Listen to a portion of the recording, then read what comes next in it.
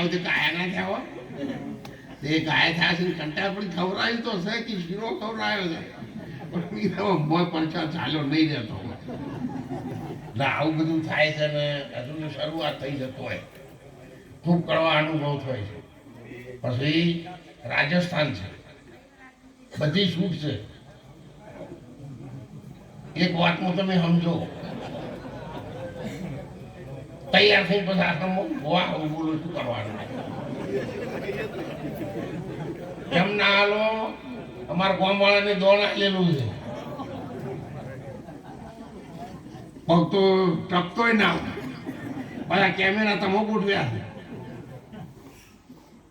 પણ માફ કરજો આશ્રમની આબરૂ રહે ને એવું તમે રાખજો બીજું કોઈ નહીં તો આપણે ગુજરાતી છીએ તો ગમે તેવી છૂટ હોય પણ તમે રોમાપીના દર્શન કરવા આવ્યો છો તમે જાત્રાએ આવ્યા છો તમે પવિત્ર થવા આવ્યા છો અને તમારી થોડી ભાષા સુધારો બોલવાનું સુધારો કોઈ આવીને પછી પાછી બધી કોથળીઓ તો ચાલુ રહ્યું તો તમારે રણુજા આપવાનો અર્થ શું શકો અને ઉપરથી આખા આશ્રમ બદનામી મળે સાહેબ એટલે માફ કરજો નહીં કહેવું પણ કહેવું પડે છે એટલે જે ગામના યુવાન દીકરાઓ આવતા હોય અથવા તો ભલે વ્યસન હોય પણ રણુજામાં રહો ત્યાં સુધી આવું કરશો નહીં જો તમે રણુજામાં દારૂની છૂટ છે આખા રાજસ્થાનમાં છૂટ છે પણ કોઈ પણ માણસ દારૂ પીધેલો તમે ડૂલતો પાડો તો મને એ બતાવો અને આને 500 કિલોમીટર આને ડોલું ઠપકો નહીં આવતો હું માફ કરજો મને નહીં કહેવું પણ કહેવું પડે એવું થાય એટલે બધાને વંદન છે આપણે આશ્રમની મર્યાદા જાળવી આ મહાપુરુષો આપણને દોણ આપ્યું છે એ દોણ આપણે 500 કિલોમીટર ઉગાડવાનું છે ને ધનુભા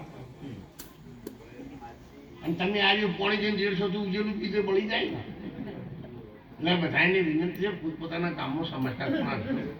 કોઈ આશ્રમની મર્યાદા જળવાય ક્યારેક થોડું આખું પાછું હોય તો આપણો સમાવેશ માનો કે 3 જણાનું ભવાનું હોય અને 2 ગોદડા હોય તો 2 જોડા જોડા ડાળી દેવાનો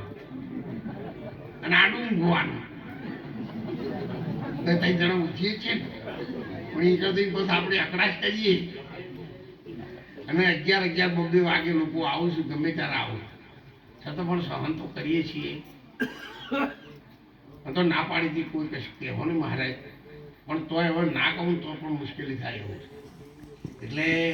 વ્યસન માટે ખાસ બધાએ જે કોઈ યાત્રાઓ આવતા હોય એમને વિનંતી છે કેટલાક મહાપુરુષો બોલવાના પણ હજુ બાકી છે હું તો હવે સત્સંગ કરતો નથી અને દિવાળી પછી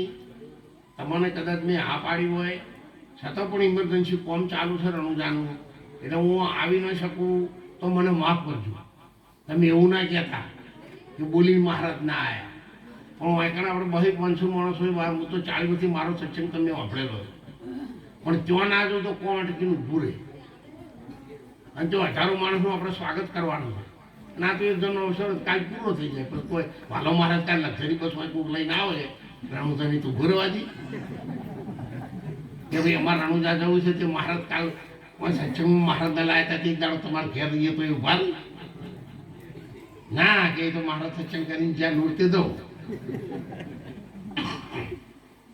એટલે સામાજિક જવાબદારીઓ છે આ સમાજે મને આ વધારભાઈ એમ પૂછું મારા હું નાના તો પાડતો મારી બાપજી મારી ઉંમર થઈ ગઈ છે હું નહીં ઉપાડી શકું અને મને તમે શું કા વળગાડો છો પણ તો આ રે સંતો હતા એવો એમને કીધું કે મહારાજ તમે ઉપાડો અમે તન મન ધનથી તમારી સાથે છીએ તમારું કામ ઊભું રહેવા દઈશું નહીં તમારા ઉપર 18 સમાજના લોકોનો વિશ્વાસ છે અને આ કામ આપણું પૂરું થઈ જશે મંગાજી સાહેબને બધાને ભલિયાસણ ગામ પરિવાર આવ્યું છે સૌ ખૂબ સારો સહકાર આપ્યો છે સહકાર આપતા પણ રહેજો સાથે રહેજો અને બીજ ન થાવર માક્ષર સુદ બીજ 33 જોતનો પાઠ છે જેટલી થાય એટલી સેવા કરશું ઠંડીનો ચમકારો થાય આવો તો કોબલ બબલ મૂકતા આવશું પાછા પાથરવાનું એટલે પણ ઉઠવાનું તમારે કોક કરવું પડે એટલે અમને વ્યવસ્થા તો કરશું પણ આ તો હોય તો હા એટલે યાદ આપું છું જરૂર બધા પધારજો અહીંયા પરિક્રમામાં જુનાગઢ આવજો અને બીજનો થાવત 22/11 રણુજા માક્ષર સુધી આપ સૌ વધારજો એવું મારું હાર્દિક આમંત્રણ છે. સૌ મહાપુરુષો પણ આવજો. વધારો નહીં તો ભાડા જેવું પણ કોક કર્યું હાવ તો એમનું નહીં જવું, બોલ્યો પડશે તો હાવ બધું લીધા વગર થઈ જાય. એટલે એવું કોક કરશું પણ બધા આવજો તો એ ભૂમિ પવિત્ર થઈ જાય, લોકોને પણ ખબર પડે કે ભાઈ આખા ગુજરાતના સંતો મહંતો જાહેર જનતા દાનવીરો આ બધા મહારાજની સાથે છે ને આ બધાને થઈને બનાવ્યું છે એવું લોકોને ખબર પડે. જો કે ખબર શુરુઆત તો ફેલાવવા માંડી છે પણ તોય બધા પધારજો એ વિનંતી સાથે. બોલે રામદેવજી મહારાજ કી